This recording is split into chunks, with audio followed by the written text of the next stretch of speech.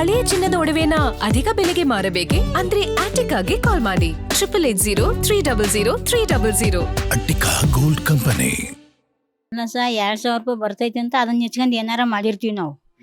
ಆಸ್ಪತ್ರೆಗೆ ಅಂತ ಗುಳಿಗೆಗೆ ಅಂತ ಏನೋ ಮಕ್ಕಳು ಮರಿಗೆ ಅಂತ ಹೇಳಂದು ಈಗ ಮತ್ತೆ ಅಲ್ಲಿ ಹೋಗಿ ನಿಂತ್ಕೋಬೇಕಂದ್ರೆ ನಮಗೆ ಎಷ್ಟು ಕಷ್ಟ ಆಕೈತಿ. 3-4 ತಿಂಗಳಿಂದ ಬಂದೇ ಇಲ್ಲ. ಈಗ ಅದಕ್ಕೆ ಅದೇ ಮೊದಲು ಏನಿತ್ತು ಹಂಗೆ ಬರಲಿ ಅಂತೀವಿ ನಾವು. ಮತ್ತೆ ಹೋಗಿ ನಿಂತ್ಕೊಳಕಂದ್ರೆ ಆಗಂಗಿಲ್ಲ.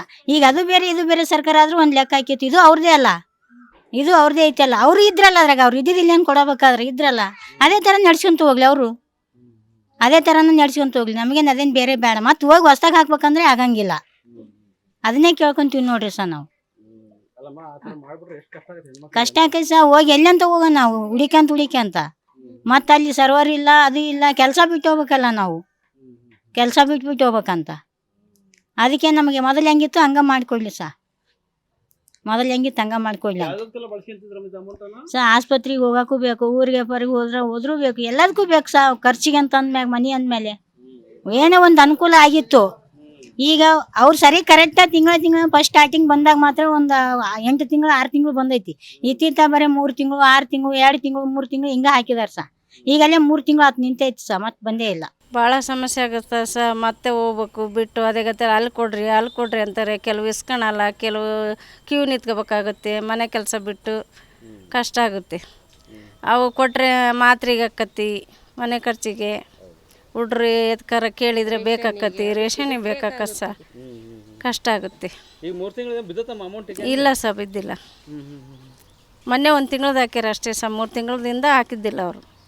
ಎಲೆಕ್ಷನ್ ಆದಾಗಿಂದ ಹಾಕಿದ್ದಿಲ್ಲ. ಮೊನ್ನೆ ಸಲ ಹಾಕಿದ್ದಾರೆ 1 ತಿಂಗಳದ್ದು ಅಷ್ಟೇ. ಆಧಾರ ಹಾಕಿ ಸರ್. ಈ ಸಂಬಳನೂ ಹಾಕಲ್ಲ ಸರ್. ವಿಧವೆ ಸಂಬಳನೂ ನೆಟ್ಟಿಗೆ ಬರ್ತಾಯಿಲ್ಲ. ಅದಕ್ಕೆ ಅದನ್ನೊಂದು ಅದು ಕೊಡ್ರಿ ಇದು ಕೊಡ್ರಿ ಅಪ್ಲಿಕೇಶನ್ ಕೊಡ್ರಿ ಅಂತಾರೆ. ಅಲ್ಲಿ ಹೋಗಿ ಕೇಳಿದರೆ ಅವ್ರು ಏನು ಮಾಹಿತಿ ತಗೊಳಲ್ಲ. ಅದು ಸಮಸ್ಯೆನೇ. ಜೀವನ ಹೆಂಗೆ ಮಾಡ್ಬೇಕು ಸರ್? ಜೀವನ ಹೆಂಗೆ ಮಾಡ್ಬೇಕು? ಈಗ ಯಜಮಾನ್ರು ಇದ್ದಾರೆ ಅದಾರ, ಇಲ್ದಾರ ಅದಾರ ಸರ್. ಭಾಳ ಕಷ್ಟ ಆಕತಿ. ಯಜಮಾನ್ರು ಇದ್ದಾರೆ ಅಂದ್ರೆ ಅವರು ಮತ್ತೆ ಅವ್ರಿಗೆ ಇಲ್ಲ ಸರ್. ಅವರು ಮತ್ತೆ ಕುಡಿಯೋದು ಅದು ಇದು ಮಾಡ್ತಿರ್ತಾರೆ. ಹೆಂಡ್ರು ಮಕ್ಳಿಗೆ ತೊಂದರೆ ಆಕತಿ. ನಮಗೆ ಭಾಳ ತೊಂದರೆ ಆಗೈತೆ ಸರ್. ಈಗ ತೊಂದರೆ ಅನ್ನೋದೇನು ಅದು ಬರ್ತಿತ್ತು, ಹೆಂಗೆ ಜೀವನ ನಡೀತಿತ್ತು. ಈಗ ಭಾಳ ಎಡವಟ್ಟಾಗಿಬಿಟ್ಟೈತಿ. ಈಗ ಮತ್ತೆ ಹೊಸದಾಗಿ ಅಪ್ಲಿಕೇಶನ್ ಹಾಕಂತ ಹೇಳ್ತಿದಾರಲ್ಲಮ್ಮ. ನೋಡ್ರಿ, ಅಪ್ಲಿಕೇಶನ್ ವಾಪಸ್ ಬಂದು ಅಪ್ಲಿಕೇಶನ್ ಹಾಕ್ಬೇಕಂತಂದ್ರೆ ಈಗ ನಮಗೆ ಓಡಾಡೋಕ್ಕಾಗ್ತಾ ಇಲ್ಲ. ನಮಗೆ ಈಗ ಹೋಗಿ ಹೆಬ್ಬಟ್ಟು ಕೊಡ್ಬೇಕಂತಂದ್ರೆ ಎಷ್ಟು ತ್ರಾಸ ಆಕತ್ರಿ ಹೇಳ್ರಿ. ಮತ್ತೆಲ್ಲ ಡಾಕ್ಯುಮೆಂಟ್ಸ್ ಕೊಡ್ಬೇಕು ಅಂತಂದರೆ ಈ ಬೇರೆ ಹೋಗಿ ಕೊಟ್ಟು ಬಂದ್ರೆ ನಡೀತೈತೆ ಅಂದ್ರೆ ಅದನ್ನೂ ಇಲ್ಲ. ನಾವೇ ಹೋಗ್ಬೇಕಂತಂದ್ರೆ ನನ್ನ ಕಡೆಯಿಂದ ಬರೋಕ್ಕೂ ಆಗಲ್ಲ. ಹ್ಞೂ ರೀ. ಹೋಗಿ ಅಲ್ಲಿ ಬ್ಯಾಂಕಿಗೆ ಹೋಗಿ ನಮಗೆ ಹೆಬ್ಬಟ್ಟು ಕೊಡೋದು ಮಾಡೋದು ನಮಗೆ ಆಗೋದಿಲ್ಲ ಸಹ. ಅದಕ್ಕೆ ಭಾಳ ಕಷ್ಟ ಆಗುತ್ತೆ. ಇದರಿಂದ ಸ್ವಲ್ಪ ಏನಾದ್ರು ಅನುಕೂಲ ಆಗ್ತೈತಾ? ದುಡ್ಡು ಅಮೌಂಟ್ ಬರ್ತದ್ರಿಂದ? ಹ್ಞೂ ರೀ, ನಮಗೆ ಮಂತ ನಡೀತೈತ್ರಿ. ಅದ್ರಲ್ಲಿಂದ ನಮ್ಮ ಜೀವನ ನಡಿಬೇಕಲ್ಲ. ಈಗ ನೋಡಿ ಎಷ್ಟು ತ್ರಾಸಾಗೈತೆ ಅಂದ್ರೆ ನಮ್ದು ಹೇಳ್ಬಾರ್ದು. ಗುಳಿಗೆ ಖರ್ಚಿಗೆ ಅದಕ್ಕೆ. ಹ್ಞೂ ರೀ. ಯಾವ್ದು ಏನಾರ ಒಂದು ಜ್ವರ ಬರಲಿ, ಒಂದು ಯಾವ್ದಕ್ಕಾರ ಆಗಲಿ, ನಮಗೆ ಗುಳಿಗೆಗೆ ಇಂಜೆಕ್ಷನ್ಗೆ ಆಸ್ಪತ್ರೆ ಖರ್ಚು ಯಾವ್ದಾರ ಒಂದು ಹೋಗ್ತೈತ್ರಿ. ಈಗ ಸಂಬಳನೂ ಬಂದಿಲ್ಲ, ಇದನ್ನೂ ಬಂದಿಲ್ಲ ಅಂತಂದರೆ, ಎರಡೂ ಇಲ್ಲ ಅಂತಂದ್ರೆ ನಮ್ಮ ಜೀವನ ಹೆಂಗೆ ನಡಿಬೇಕ್ರಿ? ಸರ್ಕಾರಕ್ಕೆ ಏನು ಹೇಳೋಕೆ ಇಷ್ಟಪಡ್ತಾರಮ್ಮ? ಮುಂದೆ ಅಮೌಂಟ್ ಹಾಕ್ಬೇಕು, ಮತ್ತು ಹಂಗೆ ಮುಂದೆ ಏನಿತ್ತಲ್ಲ ಅದನ್ನೇ ನಡ್ಸ್ಕೊಂಡು ಹೋಗ್ಬೇಕಂತ ಹೇಳ್ತಾರೆ. ಮುಂದೆ ಏನೈತೆ ಅದನ್ನೇ ನಡ್ಸ್ಕೊಂಡು ಹೋಗಂತ ಹೇಳ್ತೀವಿ ರೀ ನಾವು. ಭಾಳ ಕಷ್ಟ ಆಕೈತೆ ಸರ್. ಇಲ್ಲಿ ಭಾಳ ಕಷ್ಟ ಆಕೈತೆ. ಆದರೂ ನಿಲ್ಲಿಸಬಾರ್ದು ಅಂತ ನಮ್ಮ ಅಭಿಪ್ರಾಯ. ಇದು ಮುಂದೆ ಆಗತ್ತೆ ಹಂಗೆ ಕಂಟಿನ್ಯೂ ಮಾಡಲಿ ಅಂತ. 2 ವರ್ಷಕ್ಕೆ ಮತ್ತೆ ನಾವು ಎಲ್ಲಂತ ಓಡಾಡಣ್ರಿ? ಯಾರಂತ ನಾವು ಹೆಬ್ಬಾಳುಗಳು ಜಾಸ್ತಿ, ನಾವು ಓದ್ದಾರಲ್ಲ. ಯಾರ ಹತ್ರ ಹೋಗ್ಬೇಕು? ಇವ್ರ ಹತ್ರ ಹೋಗ್ಬೇಕು, ಅವ್ರನ್ನ ಕೇಳಬೇಕು. ನಾವು ಭಾಳ ಸಮಸ್ಯೆ ಆಗ್ತಾ ಇದು. ಭಾಳ ಈ 2 ವರ್ಷಕ್ಕೆ ಯಾಕೆ ನಿಲ್ಲಿಸ್ತಾರೆ ಈಗ? ಇಷ್ಟು ದಿನ ಹಾಕ್ಲಿ ಅಲ್ಲ ಸರ್. ನಾವು ಓದ್ದಾರೇನೋ ಓದ್ದಾರ ನಾವು ಏನು ಮಾಡೋಣ?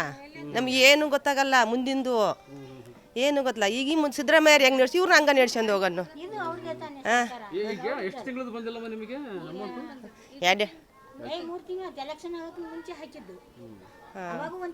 3 ತಿಂಗಳು ಅಮೌಂಟ್ ಬಂದಿಲ್ಲ ಸಾ. ಇನ್ನು ಇದು ಒಟ್ಟಾರೆ ತೊಂದರೆ ಸಾ. ಈ ಥರ ಮಾಡೋದು ನಮಗೆ ಆಗುತ್ತೆ ಹೋದ ಬಿಡ್ತೇವದ.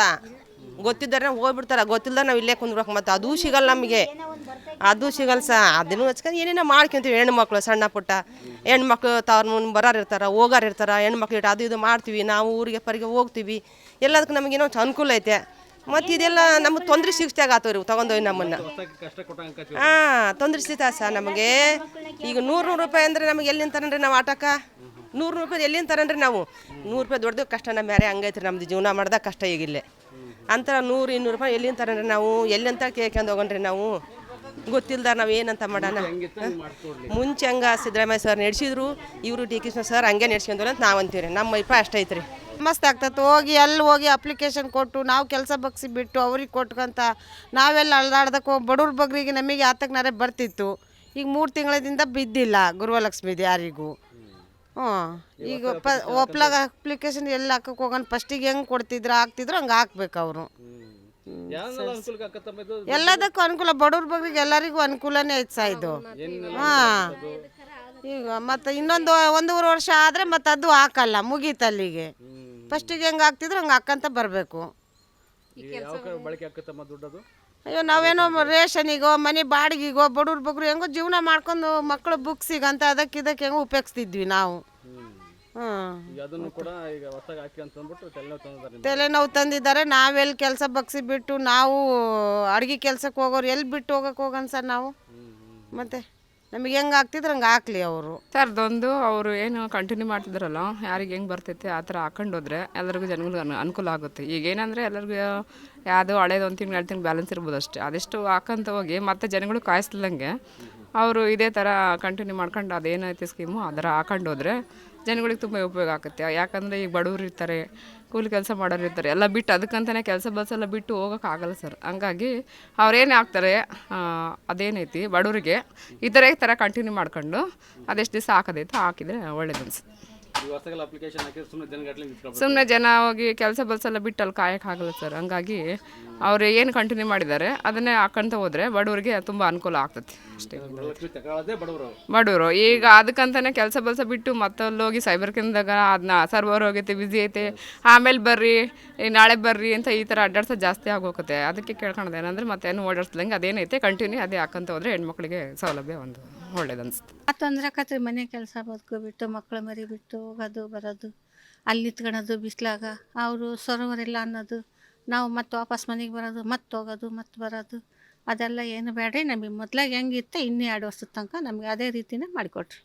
ಆಮೇಲೆ ಎಷ್ಟೆಲ್ಲ ಅನುಕೂಲ ಆಗುತ್ತಮ್ಮ ನಿಮಗೆ ಇದು 2,000 ರೂಪಾಯಿ? ಆಗೈತೆ ರೀ, ಮಕ್ಳಿಗೆ ಅನುಕೂಲ ಆಗೈತೆ. ಹೆಣ್ಮಕ್ಳಿಗೆ ಕೊಟ್ಟಿವಿ, ಹೆಣ್ಮಕ್ಳಿಗೆ ದಾರಿ ಮಾಡಿಕೊಟ್ಟಿವಿ, ನಾವು ಮನೆಗೆ ಬಳಸ್ಕೊಂಡಿವಿ.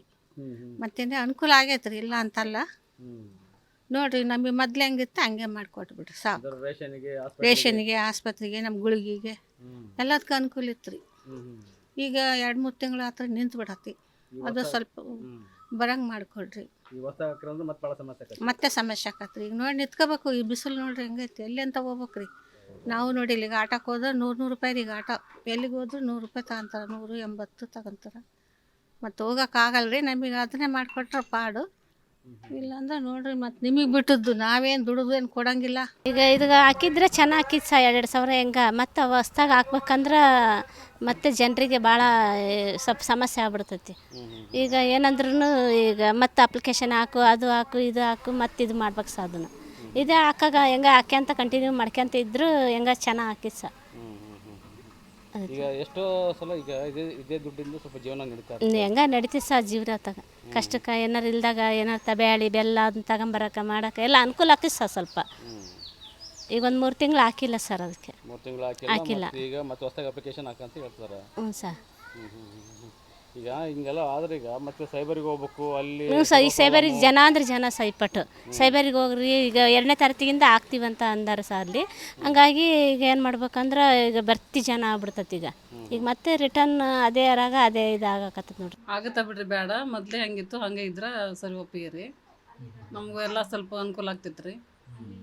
ಗುಳಿಗೆ ಅದಕ್ಕೆ ಮನೆ ಖರ್ಚಿಗೆ ಯೂಸ್ ಆಕೈತೆ ರೀ. ಮೊದಲೇ ಹೆಂಗಿತ್ತು ಹಾಗೆ ಇದ್ರೆ ಸರಿ. ನಮಗೂ ಇದಕ್ಕೆ ಗುಳಿಗೆಗೆ ಅದಕ್ಕೆಲ್ಲ ಅಮೌಂಟ್ ಯೂಸ್ ಮಾಡ್ಕೊಂಡು ಮನೆಗೆ ಸ್ವಲ್ಪ ಎದಕ್ಕಾರ ಆಗ್ತೈತಲ್ಲ ರೀ. ಅದಷ್ಟೇ ರೀ, ಮತ್ತೆ ಎದಕ್ಕೆ ಇಲ್ಲ. ಎಷ್ಟು ತಿಂಗಳಿಗೆ ಬರ್ಬೇಕಮ್ಮ ನಿಮಗೆ? ಮತ್ತು ಈಗ ಒಟ್ಟು ಯಾವಾಗ ನಿಂತಿಲ್ಲ ರೀ, ಬರ್ತೈತೆ ನಮ್ಮದು. ಈಗ ಏನೋ ಹಾಕಿಲ್ಲ ರೀ, ಸ್ವಲ್ಪ ಒಂದು ತಿಂಗಳು ಆತೇನು ರೀ, ಬಂದಿಲ್ಲ ರೀ. ಈಗ ಮತ್ತೆ ಹೊಸ ಅಪ್ಲಿಕೇಶನ್ ಹಾಕ್ಬೇಕಂತಂದ್ರೆ ಮತ್ತೆ ಇವಾಗ ಕಾಯಂಗದಿರ ನೀವು ಹೆಂಗಂತ? ಇಲ್ಲ ಬಿಡ್ರಿ, ಹೊಸದೇನು ಹಾಕಂಗಿಲ್ಲ ರೀ. ಮೊದಲಿದ್ದೇ ಸರಿ ಕೇಳ್ತದಾರೆ.